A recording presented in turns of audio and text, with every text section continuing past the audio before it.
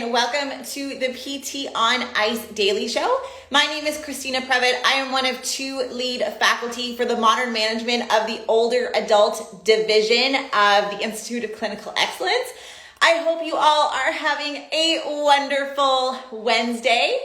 It has been one of those weeks for us with the COVID response. I own a gym physiotherapy clinic hybrid, and our entire gym staff has been off because of kids being ill as they go back to school, or individuals having colds and needing to get COVID tested and have symptoms free.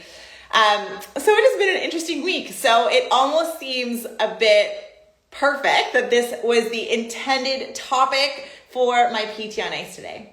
But before we get into that, I hope to bring up just a couple of courses and different things that are going on around ICE. If you have not yet signed up, we have our Hump Day Hustling, which comes out today on Wednesday. It is a weekly email that is compiled by all the divisions, faculties, and teaching assistants as they scour around the internet for the new and cutting edge literature that's coming out in their respective fields. And Jeff pulls it all together and puts it into your inbox every Wednesday. So I hope you guys are signed up. If you aren't, I encourage you to do so. If you are looking for Jerry specific content, we also have the MMOA Digest. And that is a twice monthly. So every other Friday, Dustin and myself pull together some of the literature. Hi there. Pull together some of the literature in the field of geriatrics, and we bring it to your inbox. So if you guys aren't signed up for that, let us know, or we'll give you guys the link to sign up. If you are looking to see us live, we are actually in Asheville, North Carolina this weekend. I am so sad. So I actually have had two instances where I have been ineligible or unable to get into Asheville. The first time I actually was denied at the border. Crazy story. And this time the border is closed because of COVID. So I feel like the world is just telling me that Dustin has to be the faculty that is leading in Asheville, North Carolina, and I'm just going to have to accept that. If you guys are interested in our online course, our next online course starts the 28th of October, and at least that I know that I will not be denied at the border for. All right, so our topic for today is our COVID-19 response ageist? And if you have been following the podcast, you know that Dustin and I have a lot of, we have a big soapbox around the ageist sentiments that tend to come into healthcare, where we have talked about how, we develop in our clients sometimes this pre-traumatic stress disorder based on the age and the year that is placed on a person's birth certificate. That all of a sudden, once a person hits 60 or 65, we start removing the empowering message and we start adding this message of caution because they've hit the age of 65 and they are now an older adult. And so it's an interesting thought around, is this happening in our COVID-19 response? And this podcast was actually triggered or my idea was given actually from an editorial in the Journal of Gerontology Sciences and Part B. I'm nerdy. And it was two geriatricians, one from Italy and one from Spain, that was talking about some of the global responses to COVID-19, and in particular, what we are doing with some of our older adult clients. So the goal of this podcast is to be kind of tongue-in-cheek. It is absolutely in no means meant to be political in any way, or, speaking ill of any country's response to COVID-19. It's just bringing up some things that I think we need to consider.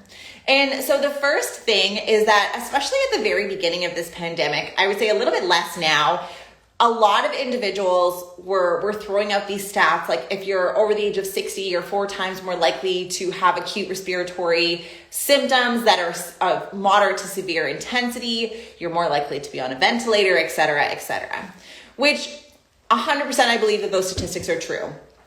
The problem is two things. One is you're looking at statistics, and we need to know the pros and cons of looking at statistical metrics. And the second thing is confounding variables, something that's an extremely important component of statistical analysis that, especially when you're trying to to analyze these statistics relatively quickly with something like a pandemic that is coming fast and furious, and we are trying to figure out what the best thing to do is. We need to make sure that now that we're a little bit more aware of some of the things that the literature is telling us in regards to who is truly at risk for more severe symptoms of COVID-19, SARS-2, I think it's important for us to be talking about this. So the first thing is around statistical significance and the statistical cutoff. So these types of model linear regressions that are completed in cross-sectional data are taking all the individuals who are on respirators, and they're looking at some baseline variables. And the things that you always see in research papers are baseline characteristics, age, gender, ethnicity, potentially number of chronic conditions, et cetera, et cetera. And almost always you're going to see age come up as an independent predictor of a whole slew of issues. So it could be, severity or need for joint replacement. As we get older, we are more likely to need a joint replacement. Do we think that it's absolutely 100% because of age? No, it's likely because you have lived on your joints for a longer period of time, and you're more likely to have had an injury or had fluctuations in weight that may have predisposed you to more wear and tear on a joint. Same thing is true with things like cardiovascular disease, heart disease, stroke, MI, DVT, all those things that are cardiovascular in nature. We tend to see an increase in incidence of these things later on in life. And that's because we have a longer period of time where individuals have been sitting at borderline diabetic or hypertensive, and that has caused destruction to the vessels, caused plaques, all those types of things. Hey Jeff, how are you? And so age tends to be one of these things that comes up as an independent predictor. The problem is that every 65-year-old is not the same. And if you have seen some of the older adults who are 65 who are in my Stave Off classes, in the Stronger Life classes that Jeff and Dustin run, in the Contender Legends post that I had put up, that age 65 is going to be very different than a person who is 65 who's in a skilled nursing facility with secondary complications of diabetes or requiring amputation as a result of diabetic neuropathy, et cetera, and poor wound healing.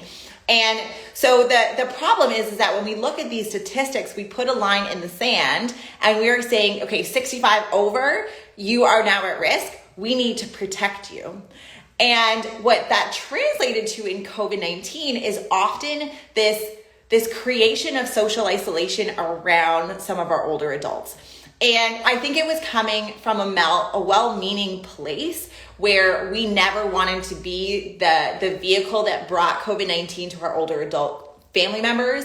It was the idea that if they did get sick, and what the media has portrayed as an absolute amount of risk, then you would not want to be responsible for your grandmother or grandfather being in hospital, or your parent being in hospital, or your aunt and uncle getting sick. But what we know about social isolation, and I think some of the lockdown procedures have really started to bring that to light and made us recognize just how impactful isolation can be for any individual, and in particular our older adult clients who may be struggling a bit more with mobility and community ambulation, is that it has a huge impact on our overall quality of life, our mood, our physical function, our level of sedentary behavior. And these things can have just as detrimental an impact as potentially some of, obviously not in extreme cases, but some of the symptoms that individuals with COVID-19 may have experienced. And that this came into my own family. My grandmother is 95, but the only medication my grandmother takes is vitamin D and calcium to protect her bone mineral density. She is still driving her car. She shovels snow in the winter. She can go up and down stairs without even a single use of her upper extremity. She is strong. She is not the person that I'm worried about getting COVID-19, despite the fact that she is 95 years old. What ended up happening is that my family members all isolated from her, and she started to not have this desire to be on earth anymore. She started to say, what is the point of being here? All of my family is gone. I'm not seeing anyone. I'm sitting here by myself in my house day in and day out. And it created this conversation in my family saying, even if she got COVID-19 from our family, down the road, it's probably not as detrimental as the social isolation is having to her mental health and her desire to be here. And so they made the decision that my dad's immediate family was going to go and see my grandmother. And so this line in the sand that we have drawn has created, even in public health policy, sometimes this working against older adults or this isolating of older adults, which can have its own set of negative ramifications. And so you guys are probably thinking as you're listening to this, well, Christina, like there are older adults who are at risk, and there are a lot of older adults who are dying of COVID-19. And the key point here is how do we identify these people who are truly at risk? And that is what these two geriatricians broke down. And I thought it was such a wonderful insight. And I was reading this paper and I was like, yes, this is what we need to do. And so they were talking about the COVID-19 response from the lens of a geriatrician, and they gave a couple of recommendations, and I'm going to share those recommendations with you now. And I hope that this sparks a conversation, because that is the goal of being a little bit tongue-in-cheek on this podcast. And so the first thing that they recommended is for us to have interdisciplinary geriatric teams. And that can be in all settings. So in acute care, post-acute care, home care, long-term care, palliative care. And I think, we in general do a pretty good job of, as physical therapists, being part of that interdisciplinary team. We have not even come close to recognizing what some of the post-COVID-19 rehab procedures, protocols, and needs are going to be for some of our older adult clients. There's still a lot of literature that is happening right now as we're having more and more of these individuals on the other side of COVID-19 who are still experiencing things like respiratory complications and heart injury. So we're going to need to be part of that team. And I think it's really important that we advocate that way. The second thing is screening for frailty. Frailty, the physical phenotype of frailty, 5 physical characteristics: muscular weakness, slow gait speed, fatigue and lethargy, unexpected weight loss, and low physical activity. These 5 things that Linda Fried has outlined in 2001, where the more of these physical characteristics that a person is presenting with, the more physically frail they are and the more susceptible they are to adverse health outcomes, which includes some of the negative soliloquy that can happen from an infection with COVID-19. And so screening for frailty is going to be an incredible way for us to trigger into a risk category. So a 65-year-old who is experiencing 0 of those 5 physical phenotypes is going to be much less vulnerable than a person who is 65 who is experiencing 4 or 5 of those physical phenotypes. And so one way for us to really truly get rid of any of those confounding variables for trying to assess risk is to screen for frailty. And a lot of the times it's exactly what we are already doing in our assessments as physical therapists with our older adult clients. So it really isn't even adding an increase in workload. The other thing that he talked about, and this is going to be more relevant in the acute care setting, is the prevention of in-hospital conditions. So the development of things like MRSA or any sort of infection while in hospital that can drop their resiliency and immune system and lead them to multiple infections. I think that's going to be really, really important. And they made a case for trying to shorten hospital stay as much as possible for individuals with multimorbidity. Again, individuals with multiple chronic conditions as well as obesity, being overweight or obese from a BMI perspective are 2 independent risk factors, irrespective of age, that are going to increase risk for complications as a result of COVID-19. And so if we have individuals with multimorbidity, can we make sure that we have checkpoints with primary care? As PTs, if we're seeing them in home care, are there things that we are flagging that we can catch really early? Eric Chaconis and Morgan Denny are both teaching that primary care course that's starting at the beginning of October. I think it's really important for us as PTs, especially in this post-COVID-19 or during COVID-19 world, that we stay up to date with that so that we can catch something early if we're seeing them, as my phone goes up, and are able to make sure that we can catch it early enough that maybe we can prevent a need to go into hospital in the first place. All right, the fourth thing that they're talking about is monitoring cognitive function and delirium. So individuals that are having neuropsychiatric disorders and individuals at high risk for delirium are a lot of the population, are still a big part of the population coming for COVID-19. Again, that is kind of a little bit outside of our scope, something that an individual in acute care is going to see. The fifth recommendation is making sure that we are staying vigilant with our testing of COVID-19 for individuals coming into and out of long-term care facilities. That is definitely a growing population and one that is going to be experiencing probably higher levels of frailty, and making sure that we are trying to stay out of those long-term care homes if we are symptomatic or we are asymptomatic for COVID-19, and making sure that there is no outbreaks in long-term care homes. We have seen the truly detrimental impact of COVID-19 entering into those facilities, and that is because you're seeing older adults who are very impaired in regards to their immune response and physical resiliency.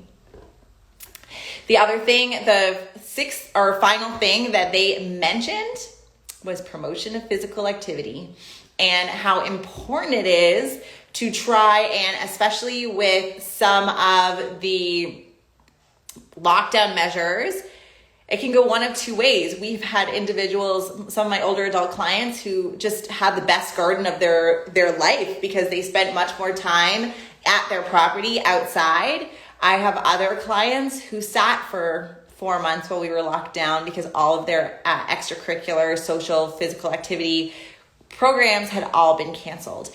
And so how can we make those touch points to try and say, one of the best things that we can do to try and stave off any of the negative consequences of COVID-19, we can't necessarily, outside of, making sure that we're staying 6 feet apart and making sure that we're doing that masking, keep your mask on. It's going to be really important for us to stay as healthy as possible, which includes some of these healthy lifestyle factors, including making sure that we are staying physically active. And so as I was reading through these, it was just so insightful that there are so many things that we can do, and there are ways for us to not just put this blanket statement and say, okay, you're 65 years old, you should be staying in your house, get your family member to do your groceries for you because you are not safe to be out in the community, and saying, you are 65 years old, you are extremely active, you have a close social circle, that you are staying healthy and well, you are monitoring for symptoms and making sure that individuals who are coming into your bubble are staying safe and they're, monitoring their social interactions. You are staying active, you are staying healthy, and you are trying to stay mentally and physically well. If COVID-19 may come into your life, but it may not necessarily be as detrimental as, somebody who is 65, who is overweight and obese, has been sedentary for the last 15 years and has had a whole host of complications that has come into his life already, or into her life already. So I just loved these recommendations. The two authors on this paper is, his last name is Abrahamian and Cesari. These are two geriatricians, one from Spain and one from Italy. And I think that they showed a lot of insight into how we can stop making blanket statements with COVID-19 and come in with a very informed look at who is at risk in our caseload, and who we still need to be taking caution with, but we don't need to instill so much fear. I hope you guys found that helpful. I would love to hear your all's thoughts on the COVID-19 response in older adults and what we are learning. I'm sorry I went a little bit long. If you guys are interested in our course in Asheville, North Carolina, I am sorry that the border is preventing me from having all the fun down in Asheville, North Carolina again. But I hoped that I get to see all the pictures and videos from this weekend. And if you're interested in our online 8-week modern management of the older adult essential foundations, our next course starts on the 28th of October, and we already have a handful of signups, which is very, very exciting. All right, have a wonderful Wednesday, everyone, and I will see you on the podcast soon. Bye. Hey, thanks for tuning in to the PT on Ice Daily Show. If you enjoyed this content, head on over to iTunes and leave us a review. And be sure to check us out on Facebook and Instagram at the Institute of Clinical Excellence. If you're interested in getting plugged into more ICE content on a weekly basis while earning CEUs from home, check out our virtual ICE online mentorship program at ptonice.com. While you're there, sign up for our Hump Day Hustling newsletter for a free email every Wednesday morning with our top 5 research articles and social media posts that we think are worth reading. Head over to ptonice.com and scroll to the bottom of the page to sign up.